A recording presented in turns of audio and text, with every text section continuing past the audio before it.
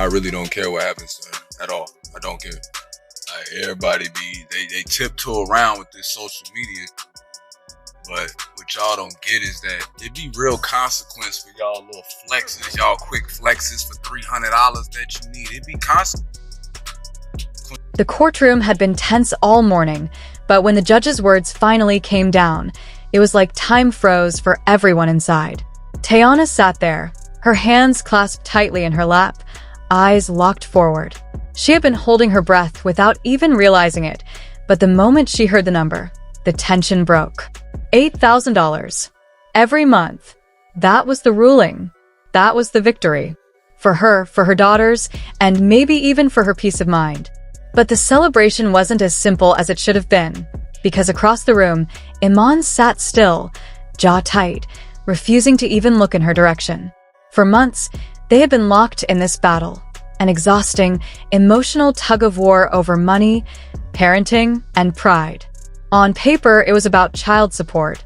In reality, it was about so much more. It was about the years they had spent together, the sacrifices she had made for him, the family they had built, and the way it all came crashing down. Teyana had walked into that courtroom not just as an ex-wife fighting for financial support, but as a woman who had been underestimated too many times. Today, she proved she wasn't going to back down. The judge's ruling should have been the end of the story. A number was set. The terms were clear. But the way Iman's lawyer leaned in and whispered in his ear said otherwise. And the way Iman's expression didn't change, didn't even flicker, made it clear that this was far from over. He wasn't happy. He wasn't accepting it. And from the way his hands were clenched, it looked like he was already planning his next move. Outside the courthouse, the cameras were waiting. The moment Teyana stepped out, flashes lit up like fireworks. She smiled faintly, but it wasn't the grin of someone gloating. It was a tired, relieved smile, the kind that comes after a long fight when you know you've won this round, but you're still bracing for the next. She spoke briefly, thanking her supporters and saying only that her priority had always been her children. No digs, no shade, at least not in public. But the look in her eyes said there was more she wanted to say. Iman didn't come out right after. He stayed inside for nearly 20 minutes, maybe to avoid crossing paths with her in front of the cameras, maybe because he was trying to compose himself. When he finally emerged, he kept his head down, his hoodie pulled low. No statement, no smile, just silence. And in that silence, the message was loud. He didn't like this ruling, and he wasn't going to make it easy. What most people didn't see was what happened later that day. While Teyana's closest friends and family gathered at her house to quietly celebrate, Iman was already making calls. He spoke to his lawyer, to a few friends, and according to someone who overheard, he was adamant he wasn't paying that much. Not like this. Not without a fight. And that's when whispers started spreading that he might be looking for ways to delay, reduce, or even avoid the payments entirely. For Teyana, this was frustrating, but not surprising. She had seen this stubborn streak before, back when they were still together, back when pride meant more to him than compromise. But this time, it wasn't about their marriage. It was about their daughters. And for her, that meant there was no room to bend. She had gone through months of legal filings, late-night strategy talks with her lawyer, and the emotional strain of having her personal life picked apart in court. There was no way she was letting him undo this victory. Behind the scenes, friends close to both of them were divided. Some thought Iman was being petty, refusing to accept responsibility for his share. Others felt he was being unfairly targeted, that the amount was too high, and that Teyana didn't really need it. But those people weren't in the room when she laid out the bills, the school fees, the healthcare costs, and the lifestyle their daughters had grown up with. This wasn't about extravagance. It was about stability. Still, the public didn't have all those details. On social media, the story blew up almost instantly. Fans were picking sides, with hashtags like #TeamTeyana and #StandWithIman trending. Some praised her for standing her ground, calling her a queen for protecting her children's future. Others accused her of chasing money, ignoring the years of her own career success. The debate got messy, with old interviews and photos being dragged back into the spotlight to paint each of them in a certain light. Teyana tried not to engage, but the noise was impossible to ignore. Every time she opened her phone, there was another take, another opinion, another stranger dissecting her life. She had thick skin, years in the entertainment industry had given her that, but this was different.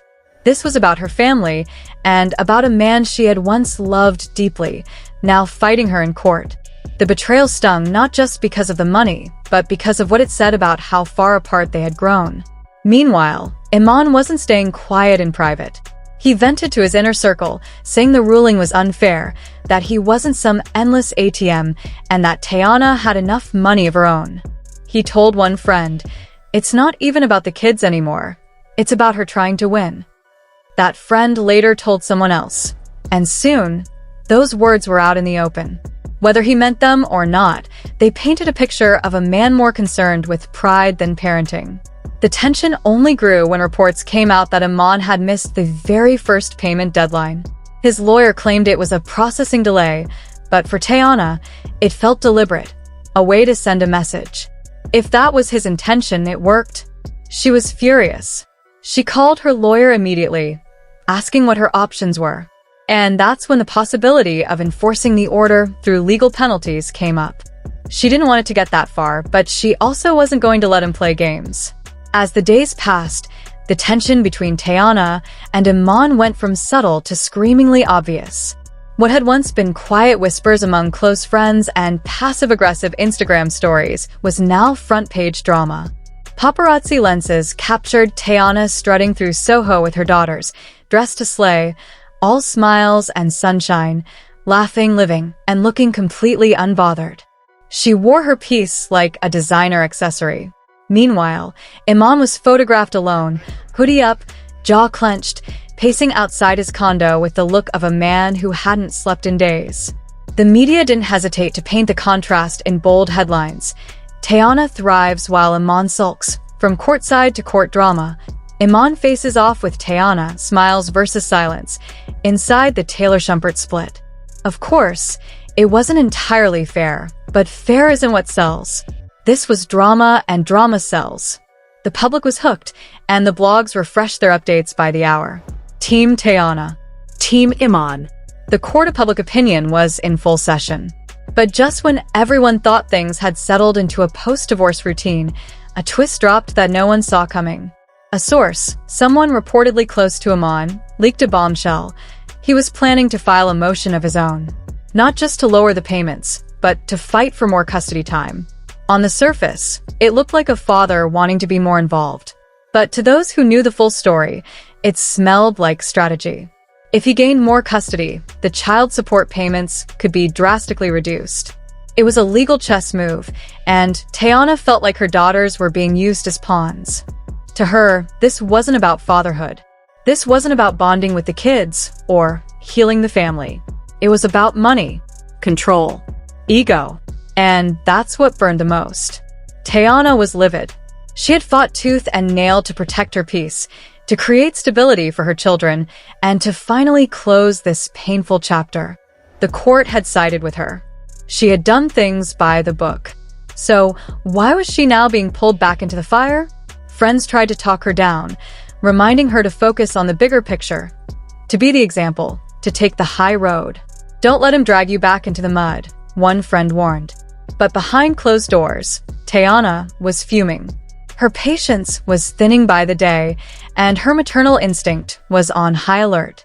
This was supposed to be over, she reportedly told someone close. Now he's using the girls to get out of paying what's fair? That's not being a father. That's being petty. By the end of the week, both camps were gearing up for battle. Teyana's lawyer was preparing to enforce the original court order, citing missed payments and noncompliance. Meanwhile, Iman's legal team was crafting their counterattack, building a case that painted him as the overlooked father, someone just trying to stay present in his children's lives. Behind the headlines, the kids were the ones caught in the middle. No matter how hard Teyana or Iman tried to shield them, they could feel the tension in the air. The missed calls, the hushed arguments, the sudden changes in schedule, and the pressure of grown-up problems pressing down on little shoulders. As social media dissected every photo, every move, every cryptic caption, one question echoed across the blogs and comment sections. Was Iman really trying to be a more involved father, or was this just the beginning of an even bigger, uglier custody war? Only time would tell, but if this was just round one, the next chapter promised to be even messier.